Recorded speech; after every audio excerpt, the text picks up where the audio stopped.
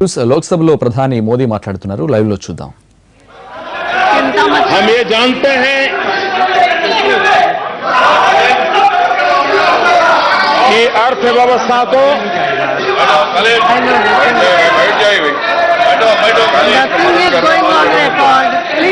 इस बात का कोई इनकार नहीं कर सकता है एक समांतर अर्थव्यवस्था डेवलप हुई थी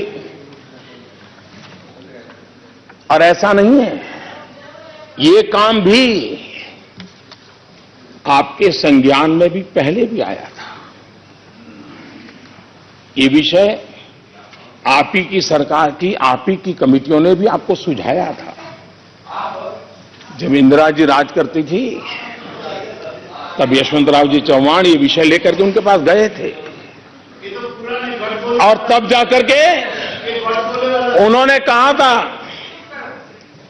कि क्यों भाई कांग्रेस को चुनाव नहीं लड़ने का, आपको निर्णय गलत नहीं था, चुनाव का डर था। हमें चुनाव की चिंता नहीं है, देश की चिंता है, इसलिए हम निर्णय और ये बात निश्चित है, कोई इनकार नहीं कर सकता है कि कोई भी व्यवस्था में कैश कितना, चेक कितना, एक कारोबार डेवलप हो चुका है और एक प्रकार से जीवन का हिस्सा बना है। जब तक आप उसको गहरी चोट नहीं लगाओगे तब तक स्थिति से बाहर नहीं आओगे और इसलिए हमने जो फैसले किए हैं, आपने किस प्रकार से देश चलाया है। ऐसा लगता है कि कुछ दलों के दिलो दिमाग में चारवाक का मंत्र उनके जिंदगी में बहुत काम आ गया है। उन्होंने चारवाक के ही मंत्र को लेकर के शायद, और तभी जाकर के कोई अंग्रेजी कवि को उल्लेख करते हुए ये भी कह देते बड़े बड़े व्यक्ति कि मरने के बाद क्या है, क्या देखा है। अभी तो चारवाक का तत्व ज्ञान है। मैं उस सदन में जाऊंगा तब इसका उल्लेख बराबर डिटेल में करूंगा। लेकिन चारवाक कहते थे यावत जीवित सुखम जीवेत, ऋणम कृत्वा घृतम पिबेत, भस्मीभूतस्य देहस्य पुनरागमनम कुतः। जब तक जियो मौज करो, जियो, जब तक जियो मौज करो, चिंता किस बात की, कर्ज करो और घी पियो। उस जमाने में संस्कार के लिए घी कहा भाई भगवत मान, नहीं तो और कुछ पीने का कहते हैं।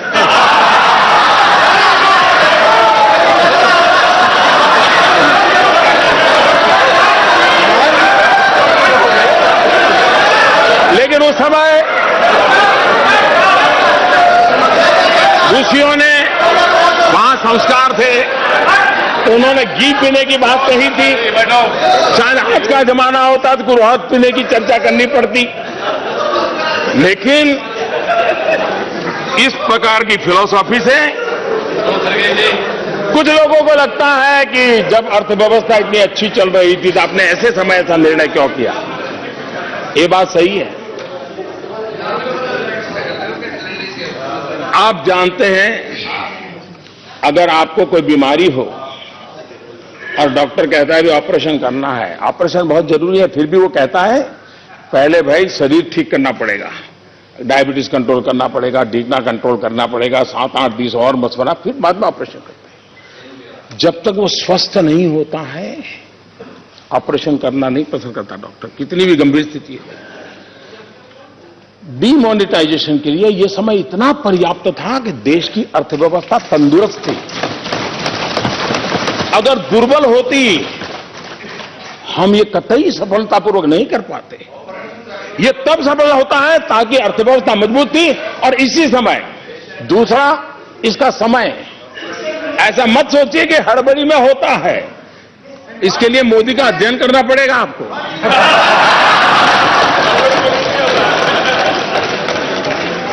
और आप देखिए हमारे देश में साल भर में जितना व्यापार होता है करीब करीब उतना ही व्यापार दिवाली के दिनों में हो जाता है। यानी 50% दिवाली के दिनों में, 50% साल भर। एक प्रकार से पूरा उद्योग, व्यापार, किसानी सब काम दिवाली के आसपास उसकी पीक पर पहुंच जाता है। उसके बाद नेचुरल लल पीरियड हमारे देश में हमेशा होता है। दिवाली के अलावा दुकानदार भी 15-15 दिन बंद रख करके बाहर चले जाते हैं, लोग अपने आप घूमने। ये प्रॉपर टाइम था कि जबकि सामान्य कारोबार ऊंचाई पर पहुंच गया है, उसके बाद अगर 15-20 दिन दिक्कत होती है और फिर 50 दिन में ठीक ठाक हो जाएगा। और मैं आज देख रहा हूं कि जो मैंने हिसाब किताब कहा था उसी प्रकार से गाड़ी चल रही है। और इसलिए आप ये भी जानते हैं,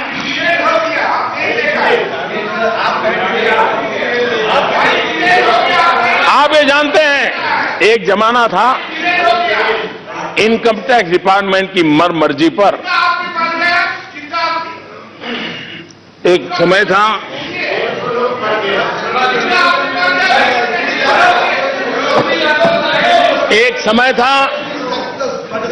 जब देश में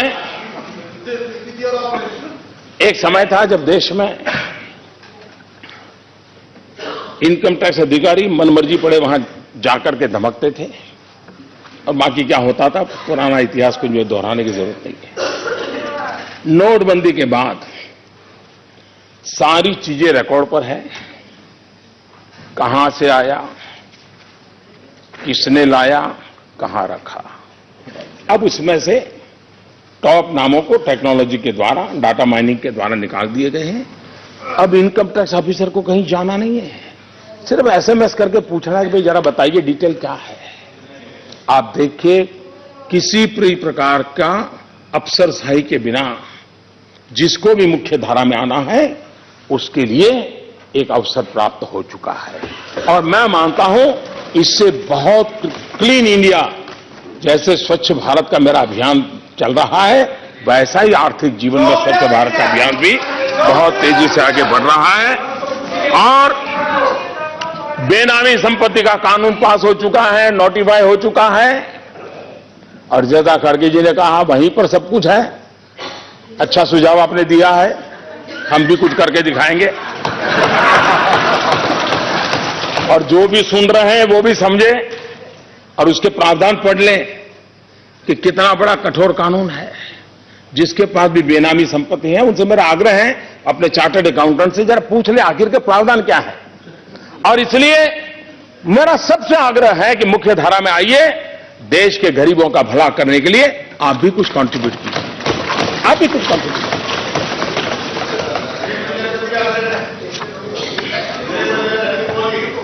जहां जहां कभी कभी लगता है कि ये निर्णय अचानक हुआ क्या, मैं जरा जानकारी देना चाहता हूं। जिस दिन हमारी सरकार बनी सबसे पहला काम किया कैबिनेट में एसआईटी बनाई।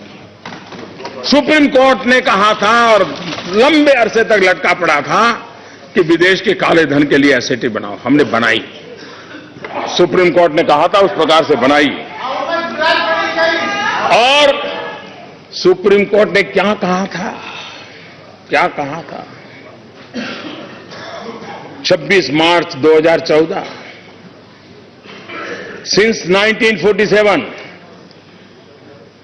for 65 years nobody thought of bringing the money straight away in foreign banks to the country. The government had failed in its role for 65 years.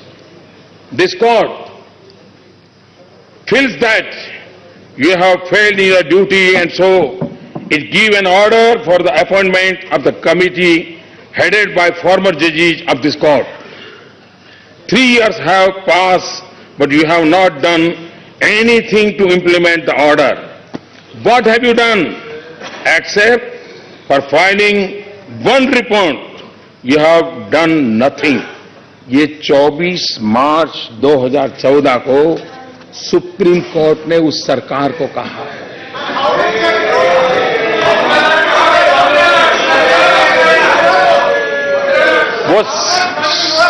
वही तो मैं कह रहा था, वो जमाना था तब आवाज उठती थी कितना गया, अब आवाज उठ रही है कितना आया और आके रहेगा, आते रहेगा। आप देखिए एक के बाद एक देखिए, विदेश में जमा काले धन के खिलाफ नया कठोर कानून बनाया, प्रॉपर्टी जब्त करने की बात कही। इस बार भी बजट में एक नया कानून की बात कही गई है, सजा भी 7 साल से 10 साल कर दी। टैक्स हेवन जो थे मॉरिशस, सिंगापुर वगैरह, उस पुराने जो नियम आप बना करके गए थे उसको हमने बातचीत की, उनको समझाया, हमारी परिस्थितियां समझाई, उसको हम ले आए। हमने स्विट्जरलैंड से समझौता किया कि वो रियल टाइम इंफॉर्मेशन देंगे, कोई भी हिंदुस्तानी नागरिक पैसा रखेगा तो उसका पता चल जाएगा। हमने अमेरिका सहित कई देशों के साथ इस प्रकार के समझौते किए हैं, जहां भी हमारा कोई भी भारतीय नागरिक, भारतीय मूल का व्यक्ति पैसे रखेगा तो उसकी जानकारी भारत को मिलेगी। उसी प्रकार से प्रॉपर्टी बिक्री 20,000 से ज्यादा नगद नहीं, इसकी चर्चा हमने नहीं किया। रियल एस्टेट बिल को पास किया, ज्वेलरी के मार्केट में भी 1% एक्साइज डाली ताकि इस चीजों को स्ट्रीमलाइन करना था, किसी को परेशान नहीं करना था। और आप ही लोग हैं इस देश सदन में, इधर हो या उधर हो, मुझे चिट्ठियां आई हैं जब हमने कहा कि 2 लाख से ज्यादा कोई अगर ज्वेलरी परचेज करता है तो उसको पैन नंबर देना होगा। मैं हैरान हूं, काले धन और भ्रष्टाचार के खिलाफ भाषण देने वाले लोग मुझे चिट्ठियां लिखते थे कि पैन नंबर मांगने का नियम रद्द कर दीजिए ताकि लोग कैश मनी से सोना लेते रहे, गहने लेते रहे और काला बाजार चलता रहे। हम टिके रहे, हम उसको करके दिखाया, एक एक कदम उठाया। मैं जानता हूं ये राजनीतिक फायदे के लिए काम कोई ऐसा नहीं कर सकता, वरना तो आप पहले कर लेते। ये कठिनाई है, लेकिन देश का भला करने के लिए निर्णय करने थे और गरीबों का भला करना था, इसलिए निर्णय किए थे। 2 लाख से ज्यादा से किसी सामान पर 10 लाख से ज्यादा महंगी गाड़ी पर 1% अतिरिक्त टैक्स लगा दिया। हमने इनकम टैक्स डिक्लेरेशन स्कीम भी लाई और अब तक में सबसे स्कीम में सबसे ज्यादा पैसा लोगों ने डिक्लेयर किया। 1100 से ज्यादा पुराने कानून हमने खत्म किए और यहां बताया गया कि आपने नोटबंदी के संबंध में, कोई कहता है 150 बार, कोई कहता है 130 बार, वो सब अलग अलग आंकड़े बोल रहे हैं, इतने नियम बदले। 150 बहुत अच्छा याद रखते हैं। 150 आदमी मर गया, 150 बार नियम बन गया। अब मैं आपको बताना चाहता हूं, ये तो एक ऐसा काम था जिसमें हम जनता की कोई तकलीफ तुरंत हम समझने के बाद रास्ता खोजने का प्रयास करते थे। दूसरा, जिन लोगों को सालों से लूटने की आदत लगी है वो रास्ता खोजते तो हमें बंद करने के लिए कुछ न कुछ करना पड़ता था। लड़ाई का मौसम था, एक तरफ देश को लूटने वाले थे और एक तरफ देश को ईमानदारी की तरफ ले जाने का मोर्चा लगा हुआ था। लड़ाई पल पल चल रही थी, वो एक तू डाल डाल में 5-5 इस प्रकार से लड़ाई चल रही थी। लेकिन जो आप लोगों का बड़ा प्रिय कार्यक्रम है, जिसको लेकर के आप बड़ी पीठ थपथपा रहे हैं, वैसे उसके लिए आपको हक नहीं है, क्योंकि जब इस देश में राजा रजवाड़ों का शासन था तब भी गरीबों के लिए राहत काम के नाम से योजनाएं चलती थी। उसके बाद भी हिंदुस्तान में फूड फॉर वर्क के नाम से कई योजना, 9 देश आजाद होने के बाद 9 प्रकार की अलग अलग नामों से चली हुई योजना चलते चलते चलते अब उसने एक नाम लिया जिसको मनरेगा कहते हैं। कई यात्रा करके आया हुआ है और हर राज्य में, जहां कम्युनिस्टों की सरकार थी उन्होंने भी पश्चिम बंगाल में किया था, जहां शरद पवार की सरकार थी महाराष्ट्र में किया था, गुजरात में भी जो कांग्रेस की सरकार, हर देश में किसी न किसी ने आजादी के बाद इस प्रकार के काम किए ही किए, हर किसी ने किए थे। तो कोई नई चीज नहीं थी, लेकिन नाम नया था। लेकिन देश को और आपको खुद को भी जान करके आश्चर्य होगा कि शांत रूप से इतने सालों से चली हुई योजना के बाद भी मनरेगा में 1035 बार परिवर्तन किए हैं। 1035 बार नियम बदले गए हैं। आप कभी अपने तो आईने में झांकिए, और उस समय तो लड़ाई नहीं थी, इतने बड़े दबाव में काम करना नहीं था। क्या कारण था कि मनरेगा जैसा एक जो लंबे अरसे से चल रहा था, उसको भी आपको लाने के बाद 1035 बार उसमें परिवर्तन करने पड़े। और इसलिए नियमों में परिवर्तन किया। एक्ट तो एक बार हो गया, एक्ट 1035 बार परिवर्तित नहीं हुआ है। और इसलिए मैं आज प्राइम मिनिस्टर ना, we have listen to you, हमने सुना है आपको, आप भी शांति से सुनिए। और इसलिए आज मैं आपको 40 मिनट के बजाय 1.25 घंटे मिल चुके थे बाबू। और इसलिए मैं कहना चाहूंगा, आज मुझे आपको काका हाथरसी की एक कविता के शब्द सुनाता हूं। काका हाथरसी के कविता के शब्द सुनाता हूं, और मैं काका हाथरसी को याद करता हूं तो कोई उत्तर प्रदेश के चुनाव के साथ न जोड़े, क्योंकि उनके हर चुनाव में काका हाथरसी की बात तो चलती रहती थी। काका हाथरसी ने किया था, काका हाथरसी ने कहा था, अंतरपट में खोजिए, अंतरपट में खोजिए, छिपा हुआ है खोट। अंतरपट में खोजिए, छिपा हुआ है खोट। और काका हाथरसी ने आगे कहा है, मिल जाएगी आपको बिल्कुल सत्य रिपोर्ट।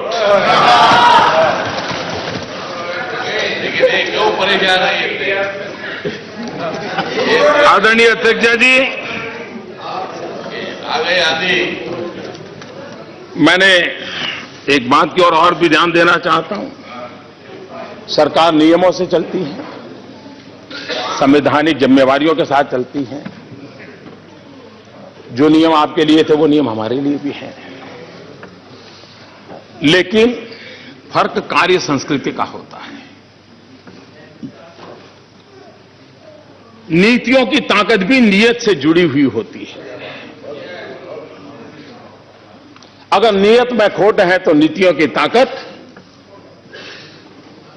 माइनस में चली जाती है, जीरो छोड़ो माइनस में चली जाती है। और इसलिए हमारे देश में उस कार्य संस्कृति को भी समझने की जरूरत। जब भी हम कुछ बोलते हैं यहां से, ये तो हमारे समय था, ये तो हमारे समय था, तो आज मुझे लग रहा है मैं ही उसी पर खेलूं। थोड़ा आपके मैदान में खेलने के लिए आना पसंद करूंगा आज मैं। और इसलिए ऐसा क्यों हुआ? ऐसा तो नहीं है कि आपको ज्ञान नहीं था, आपको ज्ञान कल ही हुआ, ऐसा थोड़ा था, आपको जानकारी थी। लेकिन महाभारत में कहा है इस प्रकार से, जानामि धर्मम न च मे प्रवृत्ति। जानामि अधर्म न च मे निवृत्ति। धर्म क्या है वो तो आप जानते हैं, लेकिन वो आपकी प्रवृत्ति नहीं थी। अधर्म क्या है वो भी जानते थे, लेकिन उसे छोड़ने का आपका सामर्थ्य नहीं था। मैं बताता हूं जी, अब मुझे कहिए, नेशनल ऑप्टिकल फाइबर नेटवर्क, अगर मैं उसके लिए कुछ भी कहूंगा तो वहां से आवाज उठाई, ये तो हमने शुरू किया था।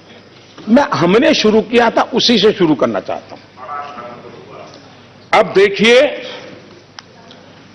नेशनल ऑप्टिकल फाइबर नेटवर्क 2011 से 14 3 साल सिर्फ 59 गांवों में ये ऑप्टिकल फाइबर नेटवर्क लगा, और उसमें भी लास्ट माइल कनेक्टिविटी का प्रावधान नहीं था। प्रोक्योरमेंट भी पूरी तरह सेंट्रलाइज था। वो तो क्या कारण है सब जानते हैं। अब आप देखिए,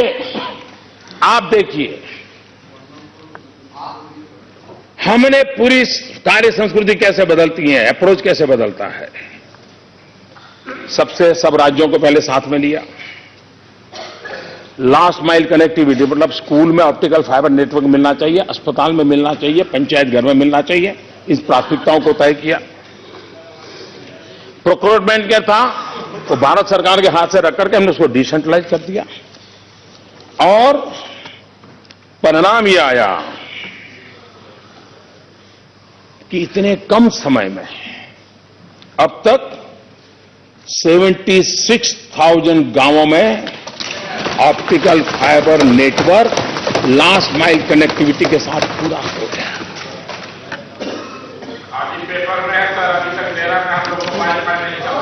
दूसरा, अभी यहां बताया जा रहा था कल कि आप लेस कैश सोसाइटी या कैशलेस सोसाइटी के लिए बोल रहे हैं। लोगों के पास क्या है, लोगों के पास क्या है, मोबाइल फोन। मैं हैरान हूं।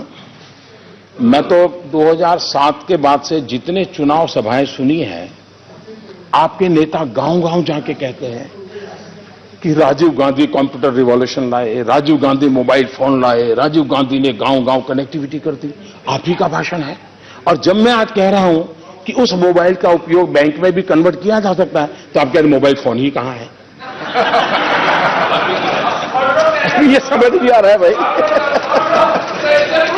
आप ही कह रहे थे हमने इतना कर दिया, जब मैं उसमें कुछ अच्छा जोड़ रहा हूं तो कहते नहीं वो तो है ही नहीं। तो ये क्या समझा रहे थे आपको जी? क्यों ऐसा कर रहे हो जी? दूसरी बात है, ये आप भी मानते हैं, मैं भी मानता हूं कि पूरे देश के पास सब नहीं है, लेकिन मान लो अगर 40% के पास है, तो क्या उन 40% लोगों को इस आधुनिक व्यवस्था से जोड़ने की दिशा में हम सबका सामूहिक प्रयत्न रहना चाहिए कि नहीं रहना चाहिए? 60% का चलो बाद में देखेंगे, कहीं तो शुरू करें। और इसका लाभ है डिजिटल करेंसी को हम कम ना आके, आज हमारा एक एक एटीएम उसका संभालने के लिए एवरेज 5 पुलिस वाले लगते हैं।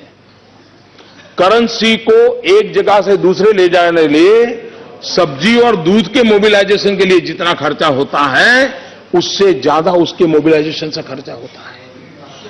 अगर हम इस बातों को समझे तो जो कर सकते हैं, सब नहीं कर पाएंगे हम समझ सकते हैं, लेकिन जो कर सकते हैं उनको करने के लिए प्रोत्साहित करना, ये नेतृत्व का काम होता है, किसी भी दल का हो। उससे लोगों का भला होने वाला है। अभी मुझे कोई बता रहा था, एक सब्जी वाले ने शुरू किया, कल ही कोई मुझे रिपोर्ट देके गया। उसको पूछा तेरा क्या फायदा है? बोले साहब पहले क्या होता था, एक तो मेरे ग्राहक परमानेंट थे, सबको मैं जानता था। अब मान लीजिए 52 रुपीज का सब्जी लिया, तो फिर वो मैडम कहती थी चलिए जेब और पैसे नहीं, 50 रुपए का नोट ले लो, तो बोले मेरे 2 रुपए चले जाते थे। अब मैं भी बोल नहीं पाता था, और बोले मैं लगाता था हिसाब, तो साल भर में मेरा 800-1000 रुपया, ये रुपया 2 रुपया न देने में ही हो जाता था। बोले इसके कारण भीम ऐप लगाने के बाद 52 रुपया है तो 52 रुपया मिलता है, 53 रुपया है तो 53 मिलता है, 48 रुपये 45 पैसा है तो पूरा मिलता है। बोले मेरा तो 800-1000 रुपया बच गया। देखिए चीजें कैसे बदलती है। और इसलिए हम